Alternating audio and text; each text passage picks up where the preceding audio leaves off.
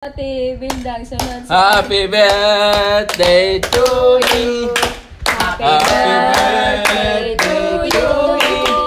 Happy birthday, happy birthday, happy birthday to you. Happy birthday, Kuya Jimson. Happy birthday, Kuya Jimson. Happy birthday, happy birthday.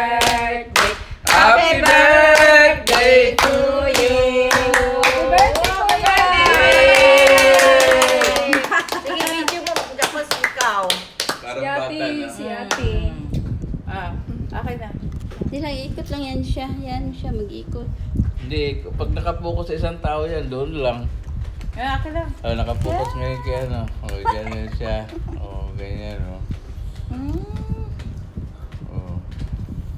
Ayan. Oh, dyan siya sa Bruhilda. Ito.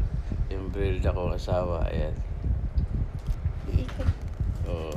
Yung pagka... Yan ang birthday namin, oh. Birthday yan. Yan lang ang birthday namin. Ayan.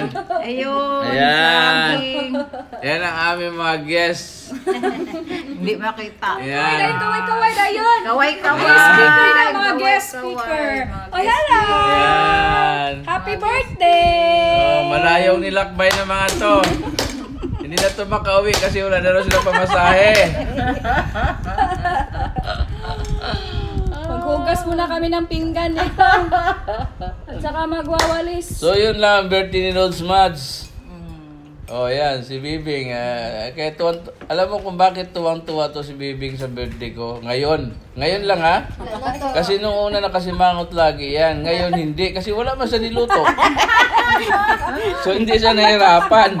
Pagkatapos namin almusal, Ay, ang plano namin, kasi- mamasyal lang ngayon. Binati na lang ako ni Jomar. May pinadala pa siyang, iwan ko kung sinong baby yun. Palagay ko may anak na to si Jomar sa labas. Joke lang. Joke lang. Ay, nako. Ayan, o. Joke Ayan sila mga guest ko. Ito siya. Si Ate Jovi. Ayan. Ayan. Si Ate Inday. Ito naman si Ate Inday. Ayan. Ayan. Ha? College na yan. Oh. O si Kim, ano to? Grade 6 na to? ano ba? Great Abel. Grade 12 na yan. Oh. Ito, graduate na to. Nursing yan siya. Nursing yan. Kasi siya Private nurse. nag-aalaga sa mother-in-law. mother-in-law. Yan ang Private pinakamabait na Daughter-in-law. na daughter-in-law. Oh.